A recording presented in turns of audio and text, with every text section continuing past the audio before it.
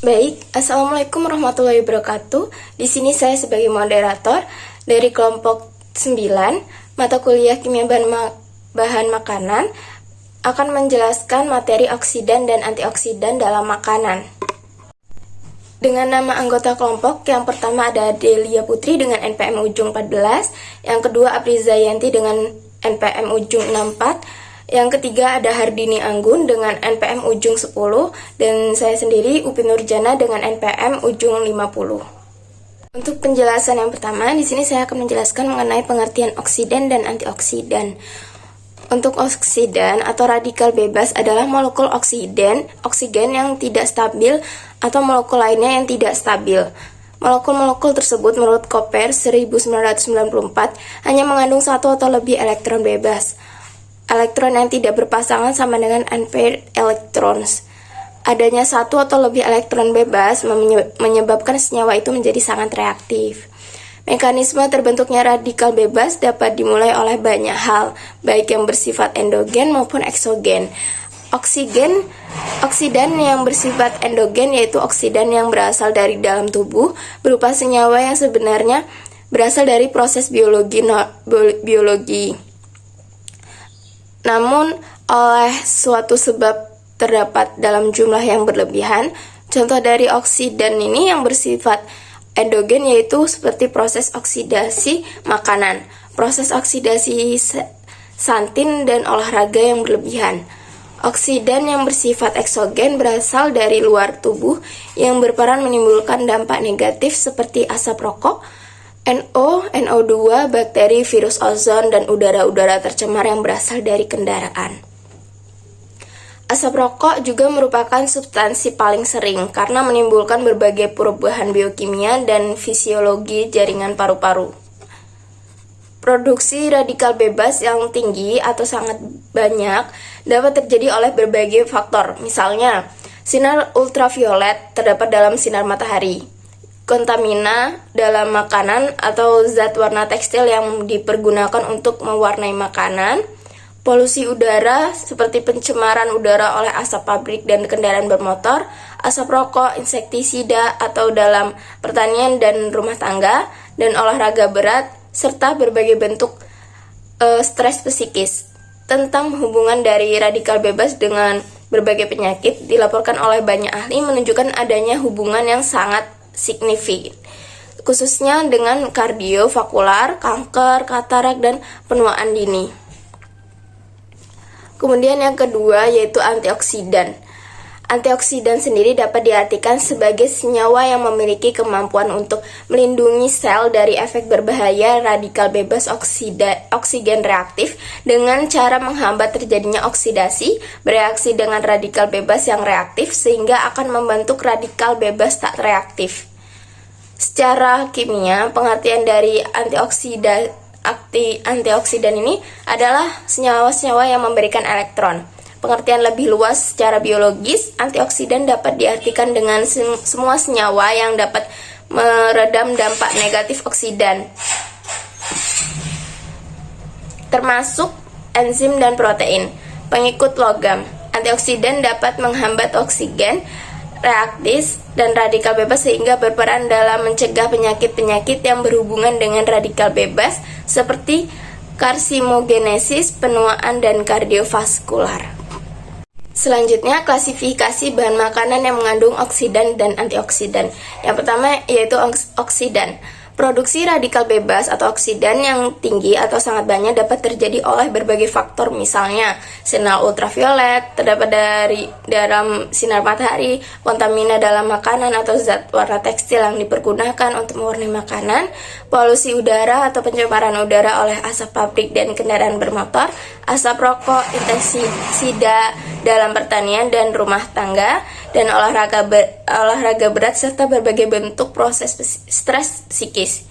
Adapun makanan yang terkontaminasi zat warna tekstil dan dapat meningkatkan produksi oksidan dalam tubuh memiliki ciri yang pertama, warna makanan atau minuman terlihat cerah mengkilap dan lebih mencolok serta cenderung berpendar. Yang kedua, terkadang warna terlihat tidak homogen atau rata. Bila dilihat dengan teliti akan terlihat gumpalan warna pada makanan atau minuman. Yang ketiga, bila dikonsumsi, makanan atau minuman akan terasa lebih pahit.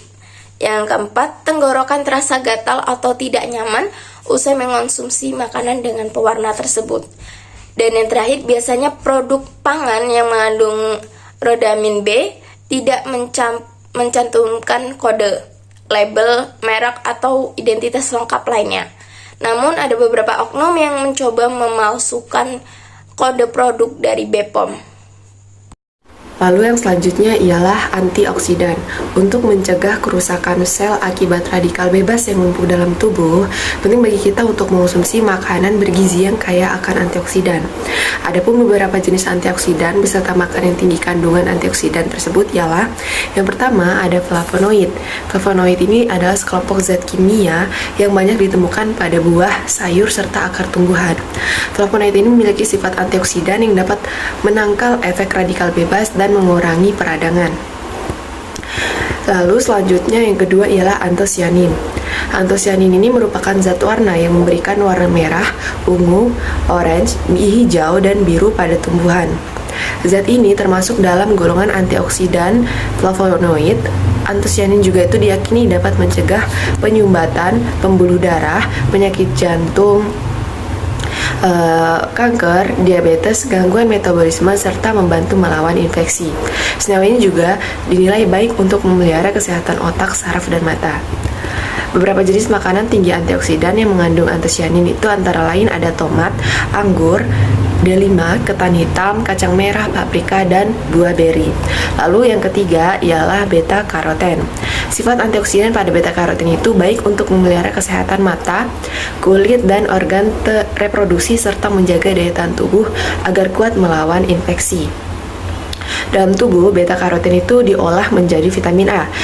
Sebagian besar antioksidan beta karoten itu bisa ditemukan dalam buah-buahan dan sayuran yang berwarna merah, jingga atau kuning seperti wortel, ubi, labu, tomat, buah bir, buah kawista, semangka, paprika, dan cabai. Selain itu, ada beberapa sayuran hijau juga yang mengandung banyak beta karoten, diantaranya itu ada bayam brokoli dan kacang polong. Lalu yang keempat ialah likopen. Sebagian orang mungkin mengkonsumsi suplemen yang mengandung likopen untuk menjaga kesehatan tubuhnya. Padahal likopen itu dapat diperoleh dengan mudah dengan mengkonsumsi buah atau sayuran yang berwarna cerah seperti tomat, semangka, jeruk bali, jambu merah, dan pepaya. Antioksidan likopen itu memiliki beberapa khasiat, diantaranya itu dapat mencegah penyakit kanker tertentu, melindungi kulit dari kerusakan, menjaga fungsi otak dan kesehatan mata, serta memperkuat tulang. Meski demikian, klaim manfaat likopen sebagian pengobatan masih perlu diteliti lebih lanjut. Lalu yang selanjutnya ialah polifenol. Polifenol itu memiliki banyak manfaat, diantaranya bisa menurunkan kadar gula darah, mengurangi risiko penyakit jantung, diabetes, stroke, dan kanker, serta menjaga kesehatan sistem pencernaan dan fungsi otak.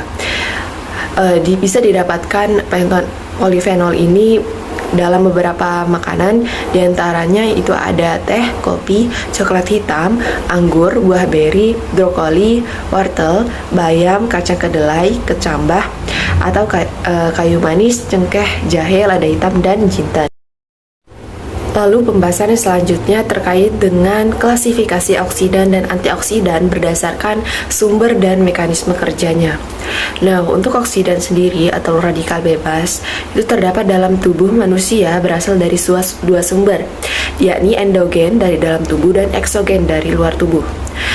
Radikal bebas endogen dalam tubuh manusia itu selalu berlangsung reaksi oksidasi. Nah, semua organisme dapat hidup karena adanya reaksi oksidasi atau reaksi aerob dalam tubuh.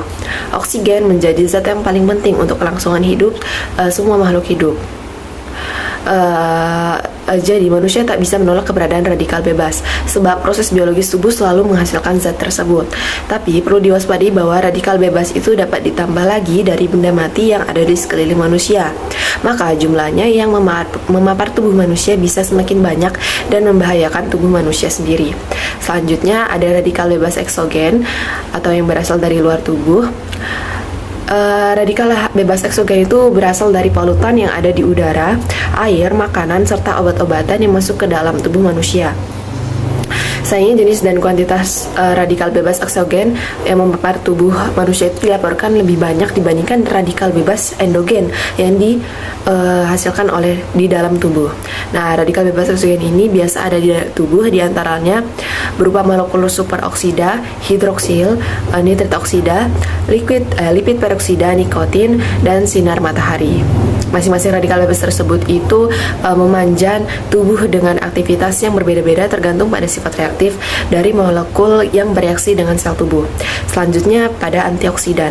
Berdasarkan sumbernya, antioksidan yang dapat dimanfaatkan oleh manusia dikelompokkan menjadi 3 bagian.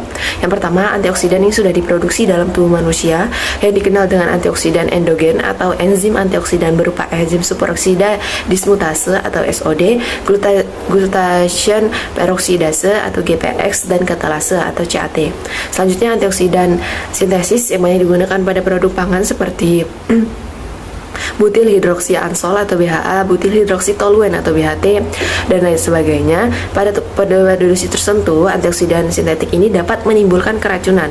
Dosis antioksidan sintetik yang diizinkan dalam pangan menurut rekomendasi Food and Drug Administration adalah 0,01% sampai 0,1% panagen. Lalu selanjutnya antioksidan alami yang ada pada umumnya berasal dari bagian-bagian tumbuhan seperti kayu, kulit kayu, akar, daun, dan buah, bunga, biji, serta serbuk sari. Senyawa yang terkandung dalamnya merupakan senyawa fenolik berupa golongan flavonoid, turunan asam siamat, kumarin, tokoferol, dan asam organik polifungsional. Selanjutnya berdasarkan mekanisme kerjanya, antioksidan itu dibedakan menjadi 3 kelompok. Yang pertama ada antioksidan primer. Ini merupakan antioksidan yang bekerja dengan cara mencegah terbentuknya radikal bebas baru dan mengubah radikal bebas menjadi molekul yang tidak merugikan. Contohnya adalah transferin, fenitin, dan albumin. Lalu ada antioksidan sekunder. Ini berfungsi untuk menangkap radikal bebas dan mencegah terjadinya reaksi berantai sehingga tidak terjadi kerusakan yang lebih besar.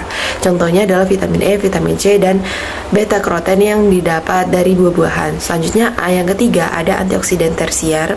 Ini merupakan senyawa yang akan memperbaiki sel dan jaringan yang rusak karena serangan radikal bebas. Contohnya itu enzim metionin sulfoksida reduktase yang memperbaiki DNA pada penderita kanker.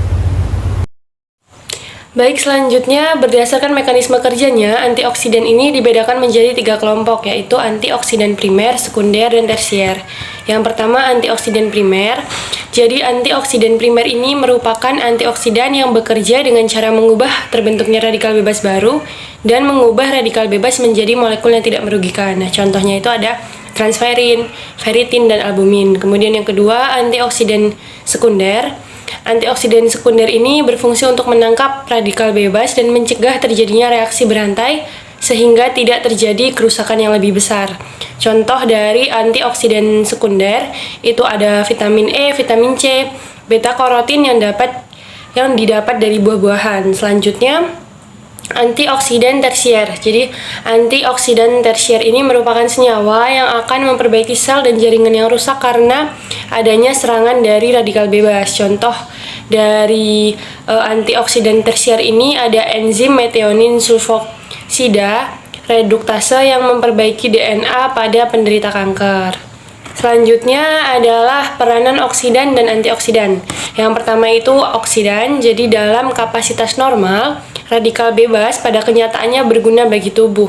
Keberadaan radikal bebas ini diperlukan untuk banyak hal, diantaranya yang pertama ada untuk melawan peradangan, kemudian yang kedua membunuh kuman penyebab penyakit, yang ketiga detoksifikasi racun xenobiotik, atau proses sintesis organik kompleks, kemudian yang keempat polimerisasi dinding sel, dan yang terakhir atau yang kelima itu mengendalikan tonus otot polos pada pembuluh darah dan organ-organ di dalam tubuh.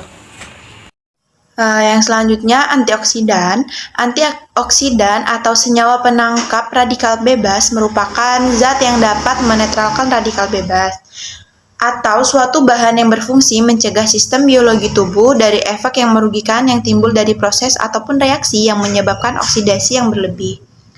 Berbagai bukti ilmiah menunjukkan bahwa senyawa antioksidan mengurangi resiko terhadap penyakit kronis seperti kanker dan penyakit jantung koroner. Antioksidan diperlukan untuk mencegah terjadinya stres oksidatif. Stres oksidatif berperan penting dalam patofisiologi, terjadinya proses penuaan dan berbagai penyakit degeneratif seperti kanker, diabetes mellitus, dan komplikasinya, serta aterosklerosis yang mendasari penyakit jantung, pembuluh darah, dan stroke. Berdasarkan penelusuran kepustakaan, antioksidan sangat bermanfaat bagi kesehatan dalam pencegahan proses penuaan dan penyakit degeneratif. Antioksidan dapat melawan radikal bebas yang terdapat dalam tubuh, yang didapat dari hasil metabolisme tubuh, polusi udara, pencemaran makanan, sinar matahari. Tubuh manusia dapat menetralisir radikal bebas bila jumlahnya tidak berlebihan. Mekanisme pertahanan tubuh dari radikal bebas adalah berupa antioksidan di tingkat sel membran dan ekstrak sel. Yang selanjutnya yaitu dampak oksidan dan antioksidan serta pencegahannya. Yang pertama, oksidan. Kelebihan radikal bebas pada tubuh seseorang hingga melampaui kemampuan tubuh untuk mengelolanya dapat menimbulkan kondisi yang disebut dengan stres oksidatif. Nah, dampak dari radikal bebas ini dapat menyerang dan menyebabkan kerusakan pada berbagai sel tubuh, misalnya seperti sindrom gangguan pernapasan pada orang dewasa, artritis, penyakit iskemik atau stroke dan sakit jantung, tekanan darah tinggi, dan preeklamsia dan Alzheimer. Yang kedua, dampak radikal bebas dari luar tubuh seperti sinar matahari dapat menyebabkan kerusakan oksidatif pada sel-sel kulit. Selain itu, dampak radikal bebas akibat rokok dapat menyerang sel-sel paru-paru. Yang ketiga, serangan radikal bebas juga dapat menyebabkan penyakit kanker, mata katarak, menurunnya fungsi ginjal, dan aterosklerosis atau penyempitan pembuluh darah yang sering menjadi pembunuh utama. Yang keempat, radikal bebas juga dapat menyebabkan kerusakan sel yang membuat seseorang mengalami penuaan lebih cepat. Untuk pencegahan dampak radikal bebas, penyakit akibat radikal bebas yang kronis memang lebih sulit untuk disembuhkan. Oleh karena itu, diketahui cara mencegah diri dari bahaya radikal bebas dengan menerapkan, yang pertama, menerapkan pola hidup sehat dan cerdas dengan menghindari polusi dan berhenti merokok. Yang kedua, berolahraga secara rutin dengan intensitas yang tepat, yaitu tidak kurang dan tidak berlebihan. Jika berolahraga secara berlebihan, maka tubuh membutuhkan suplai oksigen yang sangat banyak, sehingga peningkatan ini akan memicu timbulnya radikal bebas dalam tubuh. Yang ketiga, rajin mengkonsumsi sayur dan buah sebagai sumber antioksidan terbaik. Antioksidan merupakan zat yang mampu menghambat proses kimiawi yang dilakukan oleh radikal bebas pada sel tubuh. Senyawa ini sudah dimiliki oleh tubuh dalam bentuk enzim, namun jumlahnya tidak cukup untuk melawan dampak dari radikal bebas. Karena itu, seseorang perlu mengkonsumsi makanan yang mengandung antioksidan seperti makanan yang bersumber vitamin C dan E, seng dan beta-karotin yang terdapat dalam berbagai jenis sayur dan buah. Yang kedua, antioksidan. Untuk dampak dari kelebihan antioksidan dalam tubuh yang harus diketahui, yang pertama yaitu memicu berkembangnya sel kanker. Mengkonsumsi antioksidan dalam tubuh memang baik, tetapi jika dikonsumsi terlalu banyak, maka akan berakibat buruk pada kesehatan tubuh, yaitu bisa memicu berkembangnya sel kanker di dalam tubuh. Kebanyakan orang berpikir mengkonsumsi antioksidan dengan jumlah yang lebih sedikit itu baik. Mengkonsumsi dalam jumlah yang banyak pasti akan lebih baik, tetapi anggapan ini salah. Jika mengkonsumsi sayur dan buah secara banyak tetap baik, walaupun buah dan sayur mengandung antioksidan yang tinggi. Tetapi antioksidan yang terdapat dalam buah dan sayur akan diimbangi dengan kandungan zat lain yang terdapat di dalamnya. Sementara jika mengkonsumsi antioksidan dalam bentuk tablet atau kapsul dalam jumlah yang banyak, maka akan berbahaya bagi tubuh karena tidak diimbangi dengan jumlah zat yang terkandung di dalam kapsul itu. Nah, kapsul itu hanya terdapat antioksidannya saja. Yang kedua, menyebabkan penuaan dini. Mengkonsumsi antioksidan dalam jumlah banyak dalam bentuk kapsul juga membahayakan kesehatan tubuh seperti penuaan dini. Penuaan dini yaitu kondisi di mana orang yang masih berusia muda tetapi nampak seperti sudah tua karena kulitnya keriput serta kulitnya tampak lebih tua. Hal ini tentunya banyak faktor yang menyebabkan. Salah satu faktor yang menyebabkan penuaan dini yaitu seorang yang mengkonsumsi antioksidan dalam bentuk kapsul atau tablet dalam kadar yang terlalu banyak. Penuaan dini sangat merugikan, maka lebih baik dicegah karena mengobatinya belum tentu berhasil. Jadi, jika terlalu banyak dalam mengkonsumsi antioksidan dalam bentuk kapsul atau tablet, maka kita harus menyehatkan tubuh dengan mengkonsumsi sayur dan buah dengan kadar yang banyak. Maka tidak ada efek samping yang berarti bagi tubuh. Yang ketiga yaitu gangguan kerja tubuh. Kebanyakan mengkonsumsi antioksidan dalam tubuh dapat menyebabkan radikal bebas yang ada di tubuh kita habis. Sebenarnya menurut penelitian, tubuh kita juga membutuhkan radikal bebas. Bagaimana bisa tubuh kita juga dapat memproduksi antioksidan sendiri? Sebaliknya, radikal bebas juga bisa diproduksi dalam tubuh kita. Ketika seseorang berolahraga, maka di dalam tubuhnya dengan sendirinya akan terbentuk radikal bebas. Radikal bebas ini akan merangsang pembentukan antioksidan di dalam tubuh. Pembentukan antioksidan di dalam tubuh juga dipengaruhi oleh tingkat aktivitas olahraga yang dilakukan. Mengkonsumsi antioksidan secara berlebihan akan mengganggu sistem kerja tubuh sehingga tubuh tidak bekerja secara maksimal dalam memproduksi antioksidan karena kadar antioksidan di luar batas wajar. Ya, yang terakhir, yang keempat, merusak keseimbangan mekanisme alami dalam tubuh. Saat mengkonsumsi antioksidan terlalu banyak dalam bentuk tablet atau kapsul akan merugikan kesehatan tubuh kita karena hal ini dapat merusak kesetimbangan mekanisme alami dalam tubuh. Selain mendapatkan asupan zat-zat dari luar seperti kandungan di dalam makanan, juga dapat secara alami menyeimbangkan semua proses kinerja dalam tubuh dengan cara menyeimbangkannya secara alami. Tetapi memang untuk bisa mendapatkan hasil kerja tubuh yang maksimal, perlu adanya tambahan dan asupan zat-zat yang diperlukan oleh tubuh melalui makanan atau minuman, sesuatu yang bisa kita konsumsi. Tetapi, jika berlebihan justru akan membahayakan tubuh. Jadi, walau membutuhkannya, jangan terlalu berlebihan, tetap konsumsi secukupnya saja. Sekian dari saya kembalikan kepada moderator. Baik, sekian dari presentasi kami. Kami ucapkan terima kasih. Wassalamualaikum warahmatullahi wabarakatuh.